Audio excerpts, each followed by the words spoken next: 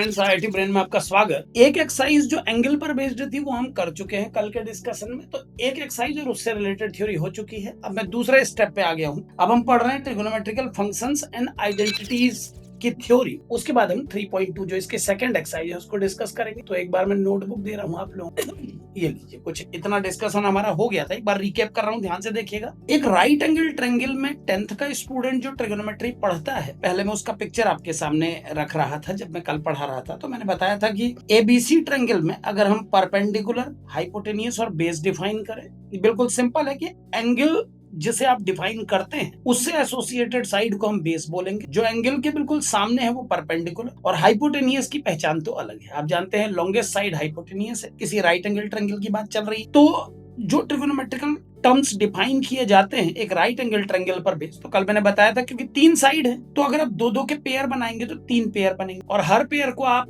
Reciprocal कर सकते हैं तो कुल ये 6 पेयर हो जाते हैं। उन्हीं को डिफाइन किया गया है साइन, टेन, कॉस, कोसेक, सेक और कॉट के नाम से। आप जानते हैं कि साइन थीटा एक्चुअल में किसी राइट एंगल ट्रायंगल की दो साइड्स का रेशियो है, जैसा 10th में पिक्चर रखा गया था सामने। और ऐसे ही cos theta, tan theta define होते हैं। ये आपको याद करना होगा। Sine theta perpendicular upon hypotenuse, cos theta base upon hypotenuse. और जब आप साइन को कॉस से डिवाइड करते हैं, साइन अपॉन कॉस, तो इन दोनों का रेशियो बनाते वक्त हाइपोटेनियस बीच से हट जाएगा, तो ये परपेंडिकुलर अपॉन बेस। इन्हीं 3 ट्रिगोनोमेट्रिकल फंक्शंस के रेसिप्रोकल होंगे कोसेक, सेक और कॉट। यानी कोसेक की डेफिनेशन 1 अपॉन साइन के इक्विवेलेंट होगी, और सेक की 1 अपॉन कॉस के इक्विवेलेंट, कॉट की 1 अपॉन टेन। ठीक है ना। अब जो बात कल हमने शुरू की थी वहीं से आते हैं। हमने कल ये डिस्कस किया था कि 11th का स्टूडेंट ट्रिगोनोमेट्री को केवल राइट एंगल ट्रायंगल तक नहीं डिस्कस करता है, वो ऐसे एंगल्स पर भी ट्रिगोनोमेट्री की बात करता है जो मोर देन 90 हो, यानी ऑब्ट्यूज हो, या और बड़े एंगल्स पर भी ट्रिगोनोमेट्री डिस्कस की जा सकती। तो जब हम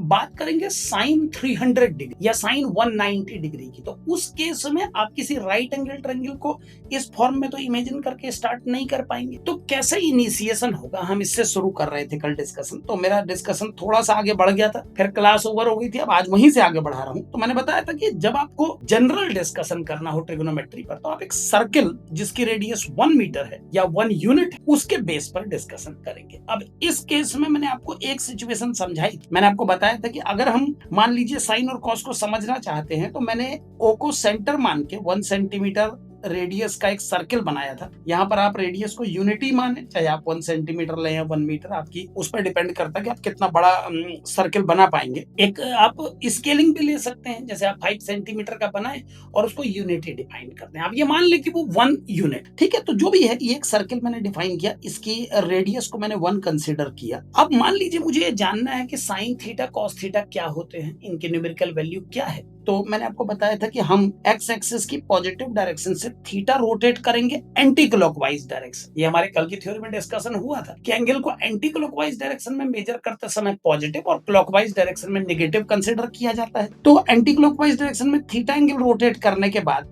जब आप 1 रेडियस प्लॉट करेंगे इस पोजीशन पे, तो एक राइट एंगल ट्रायंगल यहाँ पर आपने क्रिएट किया इस 1 रेडियस और एंगल थीटा को कंसीडर करते हुए। अब एक बात यहाँ पर समझें, जो हाई स्कूल में आप पढ़ते हैं कि राइट एंगल ट्रायंगल से एसोसिएटेड है साइन थीटा, कॉस थीटा, तो वो पूरा तरीके से गलत नहीं है, वो सही है। लेकिन जब बच्चा साइन 240 डिग्री या साइन 300 डिग्री की बात करता है तो कई बार क्लासरूम में भी स्टूडेंट पूछता है कि सर एंगल अगर एक्यूट ही ना हुआ तो फिर राइट एंगल ट्रायंगल में इसको डिस्कस करने का मीनिंग कैसे समझे। गुड इवनिंग पार्थ, है ना। तो अब मान लीजिए आपका जो एंगल है वो ऑब्ट्यूज है या और बड़ा एंगल है, 180 से भी ज्यादा। ठीक, तो उस केस में कैसे समझा जाए इस बात को, वही बताने की मैं कोशिश कर रहा हूं। ये जो पहला केस मैंने बताया तो सिंपल है। चलिए, थीटा एंगल लिया, 1 रेडियस ले ली और एक ट्रायंगल यहां पर डिफाइन कर दिया।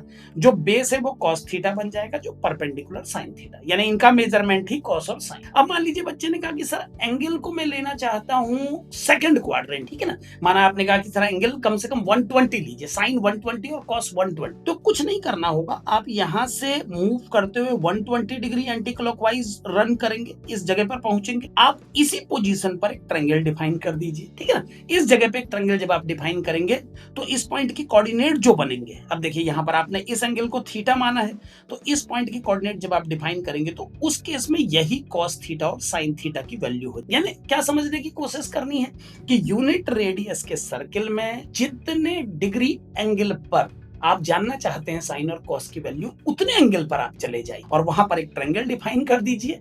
आपको एक कोऑर्डिनेट के रूप में सर्किल के सरकमफ्रेंस पे कोऑर्डिनेट के रूप में कॉस और साइन का परिचय मिल, और कॉस और साइन कब नेगेटिव होना है कब पॉजिटिव वो भी आपका सर दर्द नहीं होगा। वो जो ट्रायंगल बनेगा वो आपको सब कुछ खुद बताएगा। जैसे यहाँ पर अगर ये 120 डिग्री के लिए मैं ट्रायंगल बनाऊं तो देखिए साफ नजर आ रहा है ना कि कॉस नेगेटिव साइड चला गया है, लेकिन साइन अभी भी पॉजिटिव। इससे क्या पता लगता है कि 120 डिग्री पर कॉस की वैल्यू तो नेगेटिव हो जाती है लेकिन साइन की वैल्यू पॉजिटिव। तो ऐसे में आप अपने को कनेक्ट कर पाएंगे उस केस से भी जहां पर आप साइन के अंदर 240 डिग्री बोलेंगे या 300 बोलेंगे, ठीक है ना। जैसे मान लीजिए आपने कहा सर साइन 240 का मीनिंग कैसे समझे और कॉस 240 का, तो ठीक है यहां से आप 180 तो यहां पहुंचेंगे, 60 और आगे बढ़ जाइए, करीबन यहां पर आप इस पोजीशन पर आएंगे।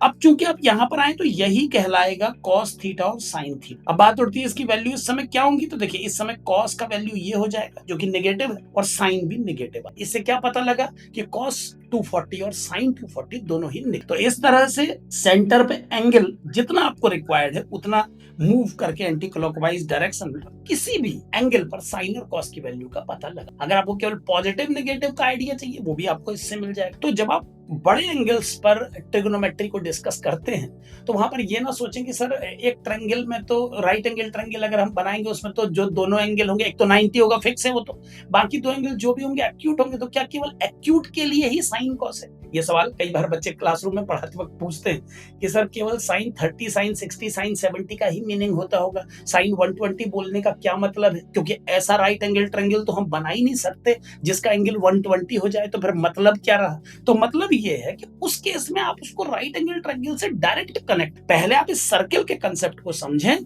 कि 120 बोलने का सेंस क्या है और कहां पर हमको राइट एंगल ट्रायंगल बनाना है। उस बात को आपको बनाना आपको राइट एंगल ट्रायंगल ही है, चाहे आप साइन 25,000 डिग्री की वैल्यू निकालें, बनाना आपको राइट एंगल ट्रायंगल ही पड़े, लेकिन किस लोकेशन पे बनाना है डिस्कशन इस, ठीक है ना। तो ये तो मैंने एक एक्यूट एंगल के लिए बनाया। एक बार मैं एक नया चित्र बना के ऑब्ट्यूज के लिए भी इस पर डिस्कशन कर लेता हूं। ये लीजिए एक और एग्जांपल डिस्कस कर लेंगे। ये है हमारा सर्किल, रेडियस को 1 कंसीडर कर लेंगे, यूनिट रेडियस का सर्किल मान लेंगे, और ये आपकी स्टैंडर्ड एक्स एक्सिस की जो लाइन होती मैंने वो बना दी, ठीक है। अब मान लीजिए आपने कहा सर एंगल जो है मैं कम से कम लेना चाहता हूँ 150 डिग्री, तो ठीक है 150 डिग्री एंटी क्लॉकवाइज डायरेक्शन में रोटेट हो जाइए, यहाँ कहीं पर आप पहुंच जाएंगे इस पोजीशन, ठीक। और जहां पर आप पहुंचे भैया वहीं पर आप अपना ट्रायंगल राइट एंगल ट्रायंगल कम। अब वो कैसे होगा एक बार मैं रेड पेन चेंज करके बता रहा हूँ। यहाँ पर जब आप ट्रायंगल बनाएंगे तो ये ट्रायंगल कुछ ऐसा बना। ट्रायंगल कैसा बनाना है, ये जो पॉइंट है ये होगा हमारा cos 150 और sin 1। इससे क्या पता लगा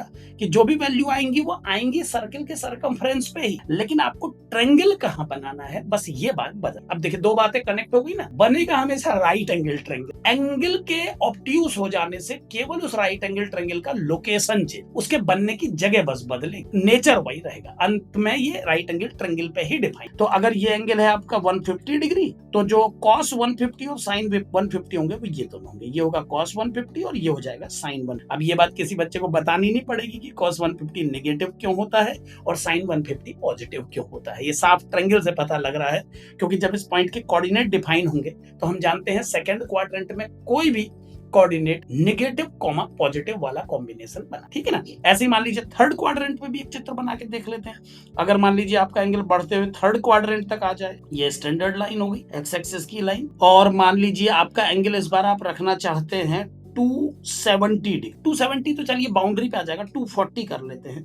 240 का मतलब इतना करीबन में ले आता हूं। अब यहां पर मैंने ये लाइन ड्रॉ कर दी, ठीक। अगर आप इस 240 डिग्री पर साइन और कॉस जानना चाहते तो कोई बात नहीं, आप एक्स एक्सिस की स्टैंडर्ड डायरेक्शन से 240 घूमने के बाद ये लाइन ड्रॉ कीजिए। इस लाइन की मैं बात कर रहा हूं, देखते रहिए। और इस पॉइंट के कोऑर्डिनेट आप बड़े आराम से आप लिख दीजिए cos 240 sin 240, इसमें कोई टेंशन नहीं। अब आप ट्रायंगल पूरा ब्लैक पेन से जो ट्रायंगल बना रहा हूं उसकी बात चलेगी। अच्छा जो ट्रायंगल आप बनाते हो उसका भी एक कायदा है, उसका एक साइड एक्स एक्सिस के अलोंग रहना चाहिए और एक एक्स एक्सिस के परपेंडिकुलर, ठीक है ना। ट्रायंगल ऐसा ही बने। तो ये आपका ट्रायंगल बन गया। ये जो परपेंडिकुलर आप देख रहे हैं, ये साइन 240 को डिफाइन करेगा और ये कॉस 240, और क्योंकि इसे ओरिजिन मान के आप जानते हैं कॉस 240 साइन 240 जिस क्वाड्रेंट में है, तो ये निगेटिव कॉमन निगेटिव कॉम्बिनेशन है। तो इससे क्या पता लगा कि कॉस 240 भी निगेटिव होता है और साइन 240 भी नहीं। तो दो बातें कनेक्ट हुई ना आपस में कि सर्किल में जब आप समझते हैं तो ये 10वीं क्लास में पढ़े हुए राइट एंगल ट्रायंगल पर समझने जैसी ही बात। लेकिन एंगल अगर कोई हमसे 1000 डिग्री बोल दे तो हम उसका क्या मीनिंग लगाएं सर्किल पर, हम ये भी समझ सकते, ठीक है ना। अब मान लीजिए किसी बच्चे ने और बड़े एंगल पे पता लगाना, तो जगह सर और थोड़ा बड़े एंगल पे चाहिए, क्वाड्रेंट की बात तो चलिए ये हो गई है ना, और बड़े एंगल पे जाना है तो फिर हम क्या करेंगे। देखिए मान लीजिए आपने बात की, आपने कहा सर हमें जानना है साइन 1200, ठीक है 1200 डिग्री ले लेते हैं, और कॉस 1200 डिग्री, इसका मीनिंग सब है ना। तो क्या होगा, देखिए कुछ नहीं, बस एंगल रोटेशन का ही तो गेम है। आप जानते हैं कि 360 डिग्री रोटेट होने के बाद आप सर्किल को कंप्लीट करके अपनी इनिशियल जगह पे पहुंच जाते हैं। तो कुछ मत करिए, आप 1200 को 360 से डिवाइड करके पहले ये पता लगा लीजिए कि कितने रोटेशन कंप्लीट होने का गेम चल रहा है। 120 रिमेनिंग बच गया और 3 राउंड पूरे हो गए। अब खेल को आगे बढ़ाते हैं। देखिए ये मेरा सर्किल, ये इसका सेंटर, रेडियस को मैंने 1 यूनिट माना है। ये मैंने आपको बताया कि रेडियस, जैसे अब ये सर्कल जो मैं बना रहा हूँ इसकी रेडियस आपको लग रही होगी ना लगभग 3-3.5 सेंटीमीटर, कोई बात नहीं, जब स्केलिंग डिफाइन करेंगे तो आप इसको 1 यूनिट ही, उससे क्या फर्क पड़ता है। तो ये रेडियस आपने 1 यूनिट मान ली। अब 1 यूनिट रेडियस में आपको क्या करना है, 1200 डिग्री घूमना है। तो आप कैसे घूमेंगे, देखिए मैं हाइलाइटर से घूमूंगा, ये एक राउंड कंप्लीट, ये दूसरा राउंड कंप्लीट, ये तीसरा राउंड कंप्लीट। कोई फायदा नहीं, हम जानते हैं ट्रिग्नोमेट्री में राउंड जब कंप्लीट हो जाता है तो बात वहीं की वहीं रह जाती है। तो 1080 डिग्री का तो कोई फर्क पड़ा नहीं भैया। अब लास्ट के जो 120 डिग्री है बस उनको देख लो यहाँ पर, ठीक है ना।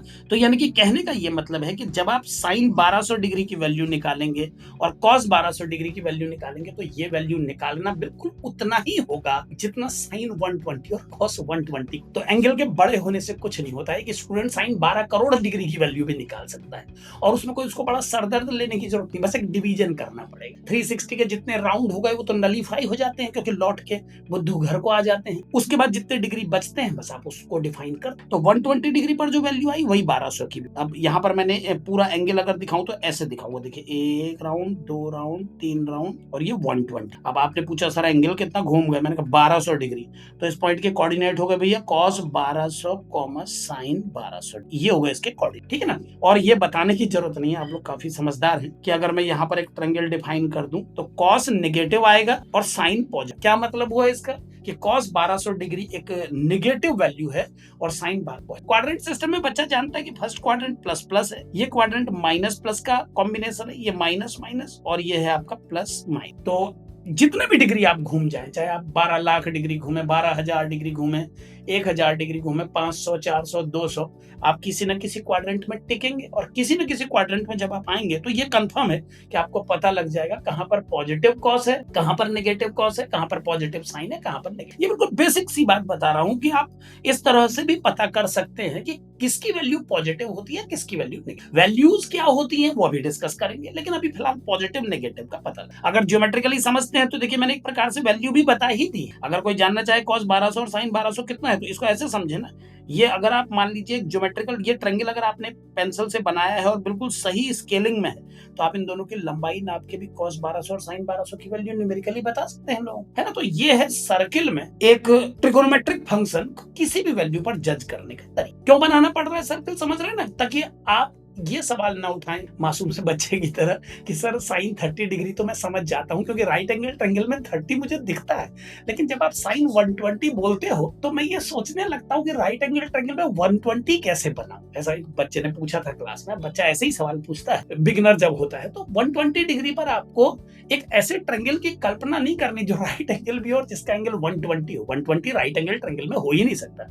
तो हमें समझना है कि वो रोटेशन, और उसका पूरा सही मीनिंग समझ में आता है सर। तो इस तरह से आप किसी भी एंगल पर ट्रिगोनोमेट्री को डिस्कस कर। ये कोई कंपल्सन नहीं है कि केवल एक्यूट एंगल पे, ऑब्ट्यूस एंगल और उससे बड़े बड़े एंगल्स जो 360 से भी बड़े होते हैं उन पर भी ट्रिगोनोमेट्री मीनिंगफुल होती है। चलिए ये तो बात हो गई आपकी ट्रिगोनोमेट्री में डिफरेंट वैल्यूज क्या क्या होती हैं, कैसी होती है, उनके बारे में, ठीक है।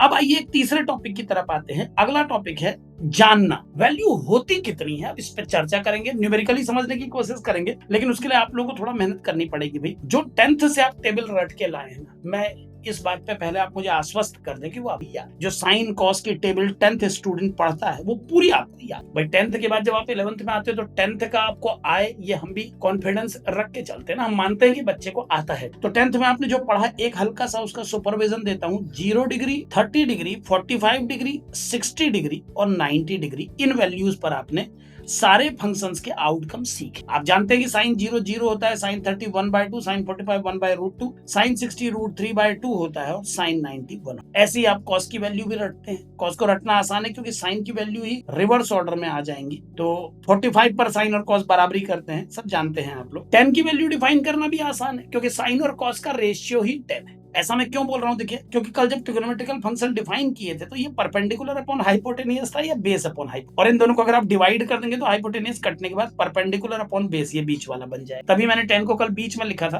क्योंकि इन दोनों के हाइब्रिड के रूप में इसको डिफाइन करना चाहे, ठीक है ना। अब यहाँ पर वापस आ जाइए, 10 को कैसे डिफाइन करेंगे, साइन अपॉन कॉस, तो 0/1 0 ही हो गया, ये 1/2 अपॉन √3/2 1/√3, ये 1, ये √3 आ गया, ये इन्फिनिट। और इन तीनों के रेसिप्रोकल हैं सेक, कोसेक और कॉट। तो एक पल का काम है आप लोगों के लिए, साइन की जो भी वैल्यू आपको दिख रही है उनको पलटा के लिख दीजिए, आपको कोसेक की वैल्यू मिल जाएंगी। क्या होंगी वैल्यू, देखिए, ये थीटा की वैल्यू है आपकी और इसके आगे में थीटा लिख। यहाँ पर एक बात समझने की जरूरत है, किसी भी ट्रिगोनोमेट्रिक फंक्शन को मीनिंगफुल तभी माना जा सकता है जब उसमें एक एंगल एसोसिएटेड। ये बात बच्चे हमेशा याद रखिए, साइन थीटा ये कंप्लीट एक मीनिंगफुल टर्म है। साइन अलग थीटा अलग करने की जरूरत, क्योंकि बहुत बिगिनर बच्चा ऐसा भी करते हुए पाया जाता है, sine theta plus sign five, और फिर कहता है सर मैंने साइन को कॉमन ले लिया ब्रैकेट के अंदर थीटा प्लस। तो ये सब बिल्कुल फिजूल बातें होंगी। ट्रिगोनोमेट्री पढ़ रहे हैं आप, अलजेब्रा नहीं पढ़ रहे हैं। और ये साइन जो है ये आपके अलजेब्रिक नोटेशन की तरह अल्फा बीटा गामा या एक्स वाई जेड मत समझें इसको। इसका मीनिंग तभी कंप्लीट होगा जब इस पे थीटा आगे से एसोसिएट, ठीक है ना। तो sine theta is not sine cos tan, ये अकेले कुछ नहीं, ठीक। तो ये सब मैं यहाँ से हटा दे रहा हूँ, ये कहीं आपने ऐसा ना सोच लिया जाए कि ये सही है, ये गलत है, इसलिए मैंने सब रिमूव कर दिया, बस बता रहा था आपको। अच्छा, कोसेक थीटा की वैल्यू लिखते वक्त मैं क्या माइंड मेकअप करूंगा, ये साइन की सारी वैल्यू पलटा के लिखूंगा। 0 का इन्फिनिटी, 1/2 का 2/1, 1/√2 का √2/1 और 2/√3 बन जाएगा इसका, और 1 का रिवर्स 1 होता है। सेक की वैल्यू लिखते वक्त मैं कॉस को रेसिप्रोकल करूंगा, 1 का 1 2/√3 बन जाएगा इसका, √2/1 इसका 2/1 इसका इन्फिनिटी बन, 0 का इन्फिनिटी बनेगा। और जो कॉट की वैल्यू मैं लिखूंगा तो 10 को रिवर्स करूंगा, 0 का इन्फिनिटी, 1/√3 का √3, 1 का 1 √3 का 1/√3 इन्फिनिटी, ठीक है। ये आपने हाई स्कूल में पढ़ा। 0 डिग्री, 30, 45, 60 और 90 डिग्री पर वैल्यूज निकालना आपको आते हैं ना, इतना सब आप पढ़ के आए एक बार। अच्छा, इस पे भी डिस्कस कर लेते हैं, 0, 30, 45, 60 और 90 जो ये स्पेशल एंगल्स हैं, इन पर एक बार बात करेंगे। जैसे मान लीजिए हमको ये समझना है कि 45 डिग्री की वैल्यूज जो है कैसे बनी है। एक बार जल्दी जल्दी इस चर्चा को भी आगे बढ़ा लेते हैं। सबसे पहले 45 डिग्री को चुना है क्योंकि सबसे सिमेट्रिक एंगल है। 45 डिग्री पर जो भी ट्रिगोनोमेट्री है और जो ये वैल्यूज निकली हैं, यहाँ तो मैंने डायरेक्ट देखिए वैल्यू लिख, और यही वैल्यू आपने हाई स्कूल में भी याद की है, सब आपको मेमोराइज है। लेकिन एक बार हम डिस्कस जरूर कर लेंगे कि एक राइट एंगल ट्रायंगल बना करके, क्योंकि इन वैल्यूज के लिए तो राइट एंगल ट्रायंगल बन ही जाएगा।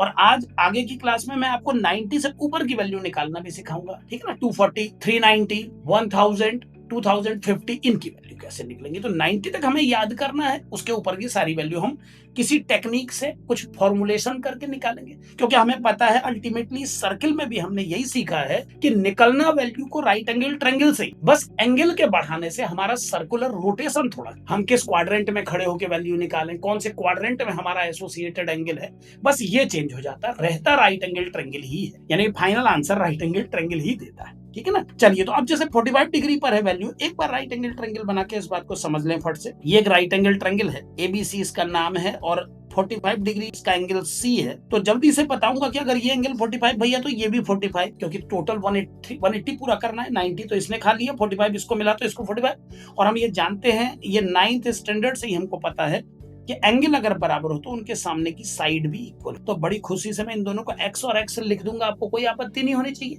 पाइथागोरस हम लोग बिल्कुल बिगनिंग से जानते हैं भाई, 8th स्टैंडर्ड में ही सीख लिया। तो एक्स और एक्स में पाइथागोरस लगा के हाइपोटेनियस x √2 आ जाए। अब ये कैसे आया नहीं बताऊंगा, एक 11th के बच्चे को ये बताने का मैं जुर्म नहीं करूंगा, आपको पता है ये x है, ये x, तो ये x √2 आ जाएगा। और अब इस ट्रायंगल में आप बड़े आराम से साइन कॉस टेन जिसको निकालना है निकालिए। तो देखिए 45 डिग्री की वैल्यू कैसे आई है उसको समझना बड़ा आसान है। बहुत इजीली हम समझ सकते हैं। देखिए ये एक्स, ये एक्स। अब आप ये मत पूछना इन दोनों को एक्स क्यों लिखा, एक्स एक वेरिएबल है, मैं लिख सकता हूँ। हाँ, दोनों को बराबर क्यों लिखा आप ये पूछ सकते हैं। वो इसलिए लिखा क्योंकि जब एंगल बराबर होते हैं तो उनके सामने की साइड भी, और पाइथागोरस लगा के फिर मैंने हाइपोटेनियस निकाला। ठीक, अब इस चित्र को देख करके साइन थीटा की वैल्यू आप लोग बता दीजिए। थीटा की जगह 45, तो साइन 45 की वैल्यू आ गई परपेंडिकुलर, यानी ये upon hypotenuse, X upon X root 2 and it is 1/। अब सिमिलरली आप क्या करिएगा, कॉस 10 45 सेक 45 कोसेक 45 सब निकाल। जिस ट्रायंगल की तीनों साइड्स पता लग जाएंगी उसमें फिर जो भी ट्रिगोनोमेट्रिकल रेशियो आपको चाहिए आप निकाल। तो अब आपका काम है इस ट्रायंगल में सब कुछ सब, ठीक है ना। आपको आइडिया लग गया मैं जानता हूँ। 45 डिग्री के बाद अगला मान लीजिए 30 डिग्री पे डिस्कस कर। हमको समझना है कि 30 डिग्री की जो वैल्यू बनी है वो कैसे बनी। 45 में तो सिमेट्री थी, 30 में कैसे हम डिफाइन कर पाएंगे तीनों साइड्स को, माना ये डिस्कशन। तो पहले एक चित्र बना लेता हूँ 30 डिग्री के। एक मिनट रुकिएगा, 30 डिग्री बनाने के 30 जैसा ही बनाऊं तो ज्यादा अच्छा लगेगा। ऐसा ये साइड इतनी ले लेता हूँ और इस साइड को थोड़ा बड़ा कर देता हूँ, तब 30 डिग्री साफ साफ नजर आएगा। इसको मिला देता हूँ इस, ठीक है। अब ये थोड़ा सा लगभग लगभग एक्यूरेट स्केलिंग तो नहीं है, अप टू स्केल तो अभी भी नहीं कह सकते, बट ठीक है काम चलाऊ। 30 डिग्री दिख रहा है, ये एंगल हो 30 डिग्री, और डेफिनेटली अगर ये 30 डिग्री है तो ये वाला एंगल 60 हो जाएगा। ठीक, याद रहे हमें 30 डिग्री पर टारगेट करना है। अभी आप 60 पे नजर मत मारें, बस 60 मैंने इसलिए लिख दिया क्योंकि हम जानते हैं अगर एक एंगल 30 होगा तो फिर एक एंगल को 60 भी होना पड़ेगा क्योंकि तीसरा 90 है। ठीक है, अब हमको सारे वैल्यू निकालने हैं 30 डिग्री के, तो वहां तो हमने भैया 45 में बड़ा आसानी से दोनों को एक्स बोल दिया, ये बेनिफिट था और पाइथागोरस लगाने का बेनिफिट था। अब यहाँ पर दिक्कत ये है कि 30 के सामने की साइड को अगर मैं एक्स बोल दूं तो 60 के सामने की साइड को 2x थोड़े ना बोल पाऊंगा। ये गलती कभी मत करिए। एंगल बराबर हो तो साइड बराबर होती हैं, ये रूल है, उनके सामने की साइड बराबर हो जाती है। लेकिन एंगल अगर एक दूसरे के डबल और आधे हो तो साइड भी डबल और आधी होंगी, ये बात मत बोलिएगा। ये बिल्कुल एब्सोल्युटली रिजेक्टेड होगा, ठीक है ना, ये सही नहीं। एंगल के बराबर होने से साइड बराबर होना ट्रू है, लेकिन एंगल अगर दूसरे एंगल का आधा हो तो साइड भी उसके सामने की साइड की आधी हो जाएगी, ये ट्रू नहीं। तो कैसे अरेंज करना पड़ेगा समझिए। इसके लिए सबसे बेस्ट उपाय ये है, ये एंगल 60 है, 90 है, 30। अब हमारी गाड़ी यहीं फंस गई। अब आप मुझसे कह सकते हैं सर 60 के सामने x मान लो, 30 के सामने y, ठीक है मान लूंगा, लेकिन फिर अननोन सॉल्व कैसे करूंगा भैया, ट्रायंगल तो मेरे पास एक ही है। पिछले बार मुझे इन दोनों को x बोलने का मौका मिला तो मुझे बेनिफिट क्या हुआ सुनिए, दोनों x थे, पाइथागोरस लगा के हाइपोटेनियस भी x के टर्म में निकाला। अब सारी वैल्यू x के टर्म, तो जब मैंने रेशियो बनाया तो x कट गया, ये देखिए x कट रहा, और उसी वजह से हम लोग इनकी न्यूमेरिकल वैल्यू जान पाए। अब यहाँ पर अगर आपके कहने पे मैं इसको x इसको y मान लूं तो पाइथागोरस से हाइपोटेनियस भी √x² + y², तो आप आंसर कैसे दे पाएंगे, आप तो x और y में उलझ के रह जाए। तो ये तो बिल्कुल तय है कि आपको एक ही वेरिएबल से काम करना पड़ेगा, क्योंकि जब आप रेशियो निकालते हैं तो एक वेरिएबल के कटने की उम्मीद रहती है, दो नहीं कट, है ना। तो आप क्या करिए, देखिए ज्योमेट्रिकल ऑपरेशन बताऊंगा, उससे आप इस बात को ज्यादा अच्छे से समझ पाएंगे। जो चेंज कर रहा हूं उसको समझ, मैं एक काम कर रहा हूं, यहां से इस साइड को और नीचे को खींच दे रहा हूं, इसकी लेंथ में उतनी रखूंगा जितनी लेंथ ए बी। तो अब ये मान ले कि मैंने बी ए के बराबर लेंथ का बी ए डैश बना दिया, और अब मैं इस कोने को यहां से जोड़, अभी मैं आपको बताता हूं ऐसा मैंने क्यों, अब इसको जोड़ दिया मैंने। अब क्या चेंज हो जाएगा, देखिए अब ऐसा करने से अगर वाकई ये ए बी और ए डैश बी आपस में बराबर है, अगर ये लेंथ और ये लेंथ बिल्कुल ज्योमेट्रिकली मैंने बराबर क्रिएट, तो ये तय है कि जब मैं ए डैश को सी से मिलाऊंगा तो ये जो ए डैश बी सी ट्रायंगल उल्टा बना है, ये जो उल्टा ट्रायंगल बना है और ये जो सीधा ट्रायंगल है, ये दोनों बिल्कुल कॉन्ग्रुएंट, बिल्कुल एक जैसे ट्रायंगल बनेंगे दोनों, है ना, क्योंकि इसमें कई चीजें मैच कर रही हैं। एंगल भी 90-90 मैच कर रहा है, ये मैंने इसके बराबर बनाया है, ये बेस साइड इसमें कॉमन है दोनों में, तो जाहिर सी बात है जितनी रिक्वायरमेंट चाहिए होती है कॉन्ग्रुएंसी के लिए उतनी है। तो मैं दावे के साथ कह सकता हूं कि जो उल्टा ट्रायंगल मैंने बनाया इसका एंगल ये वाला 60 डिग्री और ये वाला 30 डिग्री पक्का हो। कहने का ये मतलब है मैंने रेड ट्रायंगल के मिरर इमेज के रूप में BC को मिरर मान के, इस BC को मिरर मान के मैंने अपर ट्रायंगल का मिरर इमेज बना दी। अब भैया मिरर इमेज बनाया और फिर ट्रायंगल बराबरी बनती है, तो ये दोनों 30-30 हो। और अब बेनिफिट सुनिए, इन दोनों के 30-30 होने से फायदा मुझे ये हो गया कि ये टोटल एंगल 60 हो। और मेरे बच्चों अब अगर आप ट्रायंगल A-C को देखेंगे तो ये पूरा इक्विलेटरल ट्रायंगल आपके सामने तैयार पड़ा। इसकी तीनों एंगल आप 60-60 देख, और अगर वाकई इसके तीनों एंगल बराबर हैं तो अब मैं क्या लिखूंगा उस पर ध्यान दीजिएगा। अब मैं इस हाइपोटेनियस साइड को भी x लिख देता हूं, इस साइड को भी x लिख देता हूं, और ये तीसरी साइड जो इसको भी x मान के ऊपर वाले टुकड़े को x/2 और नीचे वाले टुकड़े को भी x/2। इक्विलेटरल है तो आप मुझे रोक नहीं पाएंगे ना, ये भी x, ये भी x और ये भी x। अब देखिए ऊपर वाले ट्रायंगल की दो साइड मैंने x के टर्म में लिख दिया आपके लिए, इतना तो मैंने कर दिया आपके लिए, ठीक है ना, 1 मिनट रुकिएगा, ये साइड गायब हो, हाँ ये बन गया। अब ये साइड हो गई x, ये हो गई x/2। अब मुझे चाहिए बेस साइड BC। अब नीचे वाले ट्रायंगल को देखना बंद कर दीजिए, देखिए ध्यान दीजिएगा, नीचे वाला ट्रायंगल केवल इक्विलेटरल ट्रायंगल के दर्शन पाने को बनाया था मैंने, बाकी उसका कोई पर्पस नहीं है। मेरा फोकस तो अपने ही ट्रायंगल पे था। मैं चाहता था ये इक्विलेटरल बन जाए तो ये साइड और ये पूरी साइड सेम। इससे मुझे बेनिफिट ये हुआ कि ये आधा x/2 हो गया, ये x हो गया। अब मेरे रिक्वायर्ड ट्रायंगल की दो साइड मुझे पता लग गई भैया, ये और ये, तो पाइथागोरस काम आ जाएगा और मैं इस तीसरी साइड BC को पता। आइए पाइथागोरस लगा के इसको निकालना दिखा दें, या पाइथागोरस तो आप जानते ही हैं, एक बार लिख देता हूं, चलिए AC स्क्वायर बराबर AB square plus BC square. AC square x का स्क्वायर हो गया, AB स्क्वायर x/2 का स्क्वायर, BC स्क्वायर हमको निकालना है, तो x square minus x square by 4 equal to BC square. 3x square by 4 is BC square, BC is this √3/2 into x। ये value लिख लेता हूं, मैं ब्लैक पेन से लिख देता हूं, इससे पता लगेगा कि ये वैल्यू बाद में निकली थी।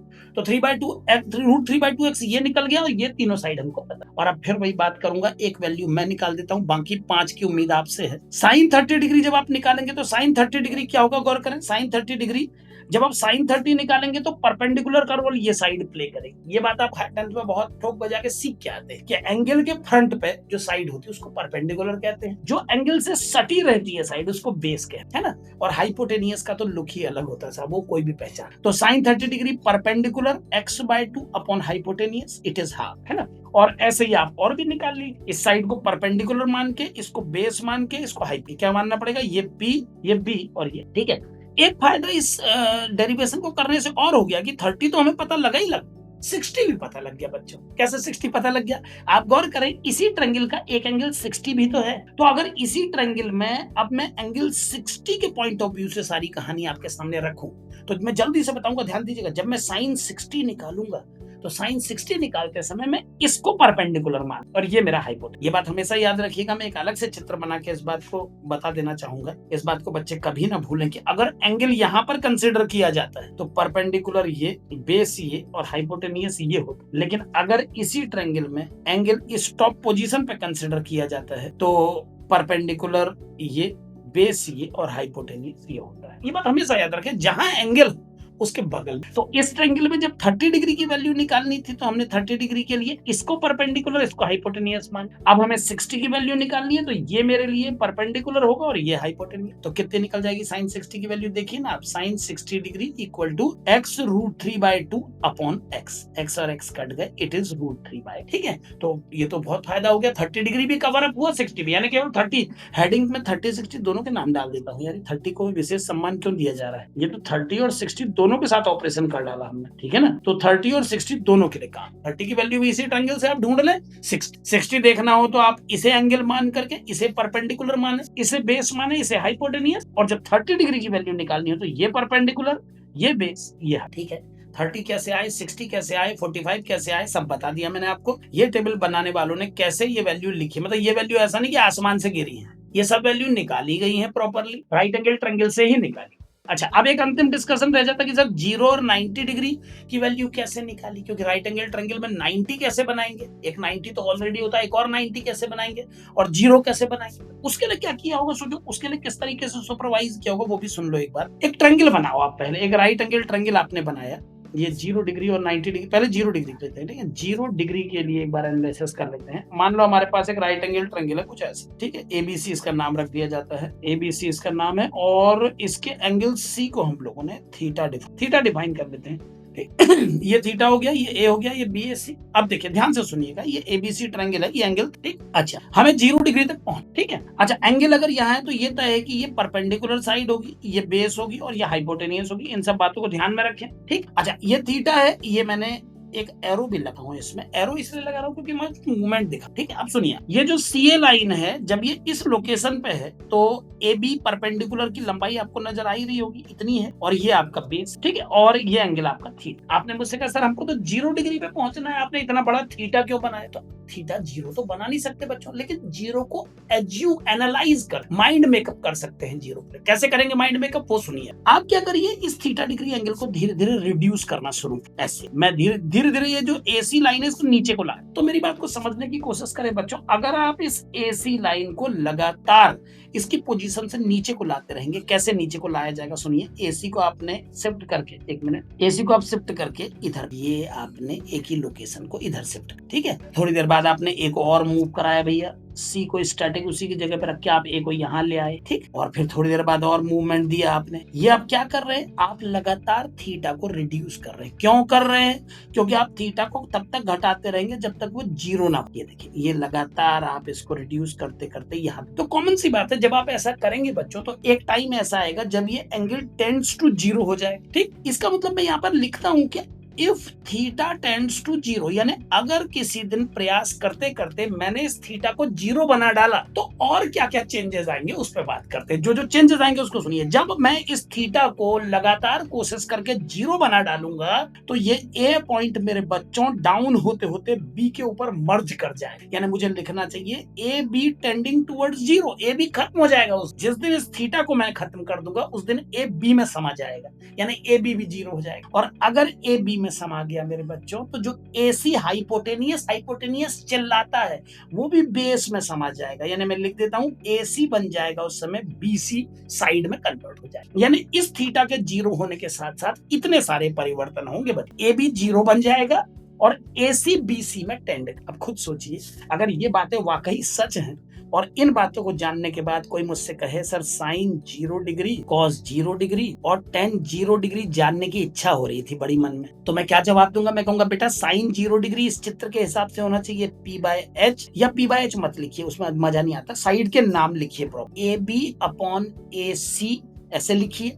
cos 0 डिग्री इस चित्र के हिसाब से क्या होगा? BC base upon AC hypotenuse और 10 हो जाएगा AB अपॉन BC, ठीक। अब ये वैल्यू फिलहाल साइन थीटा, इनको थीटा लिखिए आप, अभी साइन 0 मत, ये है साइन थीटा की वैल्यू। ये किसकी वैल्यू है? साइन थीटा की। और जब ये थीटा टेंडिंग टू 0 होगा तो ये बात तय है कि ये परिवर्तन भी साथ में होंगे। तो आइए मैं एक काम करता हूं, मैं थीटा को भी 0 में कन्वर्ट करता हूं और इन परिवर्तनों की भी रिस्पेक्ट करता हूं। तो दोनों काम जब मैं करूंगा तो ये तीन फॉर्मूले किन तीन नए केसेस में बदलेंगे सुनिए जरा सा। ये बन जाएगा साइन 0 डिग्री और अभी मैंने समझाया ए बी 0 बन जाए तो न्यूमरेटर 0 हो जाएगा और डिनोमिनेटर बन जाएगा BC, यानी पहला फॉर्मूला साइन 0 का बन जाएगा 0 अपॉन बेस BC। जो दूसरा फॉर्मूला है बच्चों कॉस थीटा, वो बन जाएगा कॉस 0 डिग्री और उस फॉर्मूले में जो BC है ये तो BC रहेगा लेकिन जो AC है वो भी BC बन जाएगा। तो इसको लिख देता हूं BC अपॉन BC और tan 0 डिग्री का जो वैल्यू हो जाएगा उसमें देखिए AB जो न्यूमरेटर पे वो 0 हो जाएगा और डिनोमिनेटर अपने जैसा ही रहेगा। अब जरा गौर से देखिए इनको सॉल्व करके, ये 0 आ गया, ये 0 आ गया, ये 1 आ गया। यही वजह है कि साइन 0 0 है,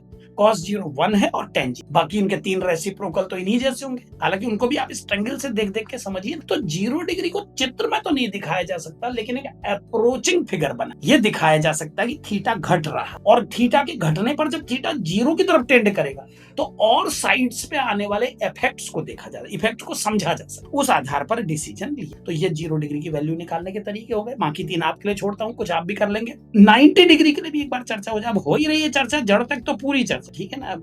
जब बच्चों को ध्यान में रख के 11th के डिस्कशन शुरू हुआ है तो बिल्कुल बेसिक से ही उठाएंगे इस बार। 90 डिग्री पर बात अगर की जाए तो देखिए क्या होगा। एक बार फिर से ट्रायंगल बनाते हैं और वहीं से कहानी शुरू करते हैं। एक ट्रायंगल, इसकी ये साइड A, बल्कि एक काम करिए थोड़ा स्पेस ज्यादा दीजिए मुझे। 90 डिग्री पर डिस्कशन के लिए मैं काम करता हूँ, यहाँ पर बना ये टेढ़ा बन जाता है, इसीलिए इसको ज्योमेट्रिकल इस फिगर से ही उठाना ठीक रहता है। ये बन गया, चलिए 90 डिग्री पर ये बन गया आपका। अब 90 डिग्री के लिए जो ट्रायंगल आपका बना है बिल्कुल पहले की तरह ही करिए। ये ABC नाम से डिफाइन हो गया, इस एंगल को हमने थीटा नाम दे दिया।